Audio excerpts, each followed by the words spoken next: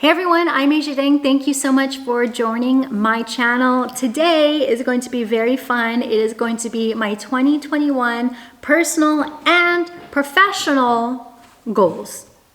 Don't mind Brian jiggling around in the back. He will be playing his Call of Duty because he wants to stream. That should be your goal for one of your goals for 2021.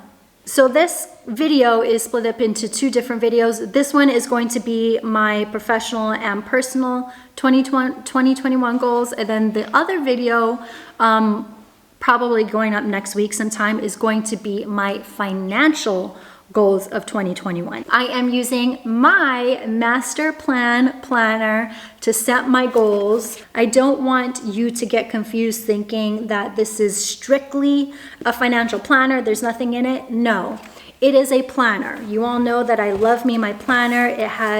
It's a weekly planner. It has a weekly outline with financial aspects in it, like weekly expense trackers, money trackers, monthly budgets, and all that stuff. But overall, it's just a planner if you want to achieve your goals. For me, this is an all-encompassing planner that you can use to accomplish your weekly, daily, monthly, professional, personal, and financial goals. Yeah, I am really excited about this planner. I hope that if you're able to wait and you want to wait to get this planner, that you will be in love with it as much as I am. So again, I'm sorry that I'm not able to get it in your hands before the new year, but I know that it will be worth the wait if you're willing to wait. So let's start with this planner. The first thing that pops up is the vision board. You know, I love me a good vision board. It's being left blank right now because I don't have access to magazines to clip them out. And that's fine. Where is my red planner actually? Let me show you what that looks like. So what I hope this page becomes is kind of something like this. Vision boarding for me is just a really great and fun and easy way to visualize your goals into the future. So I personally like to use magazine clippings because I think we all know I'm not very artistic, okay? So it's just an easy way for me to look through magazines when I find them, find images that resonate with me, and paste it in my planner. But if you are a drawer, you can draw things into your vision board. If you prefer to write, you can write in your vision board. This is just free space for you to do what you want. I am going to do a magazine clipping vision board. When I'm done with that, maybe I'll show you probably in a budget video or something, but this will happen before the new year. But let's get down to this page. So this is the goal setting page, and it is broken down into long-term, 1 year, 6 month, 3 months. And the reason why it is broken down intentionally from largest to smallest is because when you think of your long-term goals, you can then think of ways you want to accomplish your long-term goals through what you want to do 1 year, 6 months, 3 months from now. All right, so this was done intentionally for you to kind of better plan out and accomplish your goals. The long-term goals are very obviously long-term, so I'm just going to quickly run through them. Long-term goals for me means anything over a year. And long-term goals tend to change as, you know, your priorities, your lifestyle, where you are change. So this is just like a very tentative thing, but so far I want to become an ethical property developer. I have been really interested in this. I think especially living downtown, that you are able to kind of improve the community without kicking out the original residents of the community. I don't really know how to do that. I don't know anything about developing property development, but I do believe it is possible. And I'm hoping, since this is a long-term goal, I can start to research that and hopefully start making enough money to actually do something about it. And to me, that also looks like, you know, having more open spaces and more parks, a combination of affordable housing and more pricier housing for, you know, the rich white people. And then just having like income properties, community compost, just making it a really interesting and all-inclusive place to live. Again, I don't know any communities that are like that. I mean, I'm in a very gentrified area that's kicking out all the homeless people on Skid Row. So, you know, I am part of the problem.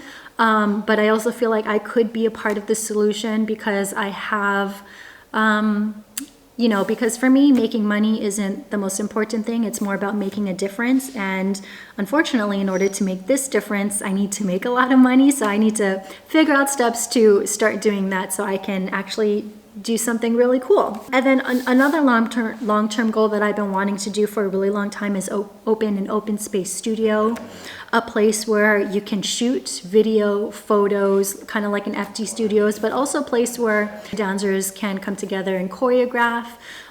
Maybe some local small businesses are able to have like coffee shops or clothing shops at the bottom. I just really want to buy a warehouse. That is what I want.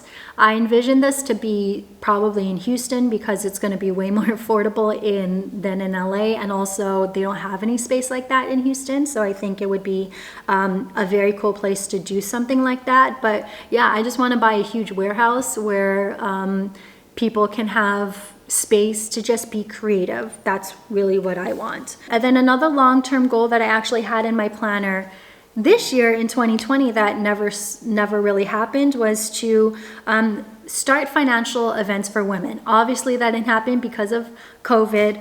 You know, I just really want to continue to empower women to be more financially responsible and more financially independent. Of course, that's no hate towards men, but you know, as women, we get paid less. We are sometimes put in scary situations because we don't have enough money, and I feel like the world would be a way better place as more women become more financially independent. Therefore they get more power and can do different things in the world and can make a change in the world. So that's ultimately my goal. My goal is to continue to inspire women financial independence in order to change the world. And then another long-term goal is, you know, travel more. Whenever we can do that. I want to go more towards like national parks. You know, I feel like global warming is really going to bite us in the ass pretty soon. Not that it hasn't already, but I just want to be able to see the beauty of our national parks before they all burn. So let's talk about year goals. 1, buy a house. I'm going to go more in depth about this goal in my financial 2021 goals video because that's just what it pertains to. But ultimately, I want to save up $100,000 in 2021, which is a lot of money. But remember, I did pay off my student loans in that same amount of time. And then another goal that I want to do that I think will be really cool is to build a budget program. Now, one of my goals for 2020 was to start a series where I help you budget, and I was able to knock out one episode of that. But what I have found as I'm working with someone else right now is that people just don't have the time to work on it as, I wouldn't say obsessively, but as consistently as I did. And that's okay. Like, everyone's busy, especially this year. Like, there's extreme circumstances going on, so no pressure. But I feel like if I built a budget program that anyone could access, you wouldn't need access to me. You could do it at your own time. It's something that you can always go back and refer back to. I think that would be really interesting. So I'm not really sure what that program looks like yet. I think I'm going to, you know, as research, look into other online courses that probably have a similar outline. But yeah, I mean, I think that would be pretty cool. I don't know, let me know in the comments what you all would think about that, or what maybe if I do build it, what you hope that would look like. And then something else I want to start doing, which has been in my goals for the past couple of years, but just ultimately on the scale of things hasn't been a priority. This is another reason why I need a house, is so we can have enough space, and I can have an office, and Brian can have a space for him to play, and then I can shoot at the same time. That's the goal. So please, continue to watch my ads, continue to watch my videos, so I can make enough money to buy a house. so this situation doesn't happen anymore. Please, I beg of you. But dog training, I mean, my dogs are great. I really love them. But I think they could use some work. Like Luke is pretty bad on leash, and I think that's the main thing that I want to go into. I want Levi to not be so jumpy and so excited when they meet people, and then ultimately, like, I just want them to calm down a little bit. Like when Brian and I have kids and I have to walk around with the baby on a stroller, I want to be able to walk them and not worry that they're gonna pull the stroller away from me when they get excited when they see something. So that is something that I would like to do in the year, but if that goal is pushed back, I'm not too worried about that. And then again, I mentioned this in my financial video, which will come out soon, but I just want to go on more road trips. I'm actually not someone who likes road trips. I get car sick a lot too. So I say I want to do road trips more, but do I really? And then 6 months, I want to learn graphic design. I want to learn InDesign. I want to be able to design more planners, like daily planners, health planners, maybe like a kid's how to deal with money journal. I want to just start making more interesting content. And I've said that for the past couple years now, is I want to make my videos more exciting to watch. But honestly, I think we all have to remember that I have my master's in broadcast journalism, and video journalism is very straightforward and to the point, which is what my videos are. But I would like to make them a little bit more fancier, you know, at least a little cuter with sparkles or something. And that's basically it for 6 months. Depending on whether or not I learn how to do graphic design and work with InDesign and Adobe Premiere, I can build kind of worksheets that I think I could sell on Etsy and stuff like that as well, which I think will be really nice. A really nice side hustle for me, you know, because I have all the time in the world to add another job, right? But I think that would be really cool. And I also had this idea, I wrote this late last night, that I would like to figure out a way, you know, 6 month mark I think would be a little bit before when teachers would have to go back to school after summer break. I would like to figure out a way to kind of help them put together Amazon wish lists and share them or whatever to help teachers get the supplies they need to teach their children properly without spending any money of their own. So I don't really know what that looks like. I made a little note of it in my 6 month goals, but again, don't really know what that means. So if you have any ideas, let me know in the comments. Okay, so now let's go into 3 months. This is more immediate. And I think that we can really knock out a lot of these. The first thing is to finish my sinking funds. I can easily accomplish that in 3 months. We'll talk about my sinking funds in the other video. I do want to read more. I'm not really a reader, but I have been reading 2 books simultaneously. I finally got this one after many of you recommended it. Haven't learned anything new yet, but I think it'll start gearing up now. And then this one is called Simmer Down by Sarah Smith, who is actually a member of this community. She wrote this book and launched it, I think it was released earlier this year, but it's really cute. It's a really fun read. I envisioned reading this if I ever like got back home to Hawaii, reading it on the beach because it's based in Hawaii. Nikki is a food truck chef and she starts to, you know, have a crush on a food truck competitor and all that stuff. It's a really cute book. So I have been starting to read, but I really would just like to dive more into it, turn off the TV a little bit more often. But for me, kind of like background noise has just been the way of my life. Like even if I'm not paying attention to the TV's on very low in the background. So I'm trying to cut down that habit. I want to be able to read more to learn more. The next thing I think would be really important, and it's actually my quarter 1 goal, is to develop a upload schedule. And I think I need to start doing that because now my schedule is getting really crazy between My Brand, Asia Dang, and Master Plan. I need to just learn how to stay more organized. Another goal for 3 months is to start Pilates, which I've already mentioned, so I think that'll be nice. And then to change banks. I really want to leave Chase, y'all. I really do want to leave Chase. I want to try Bank of the West.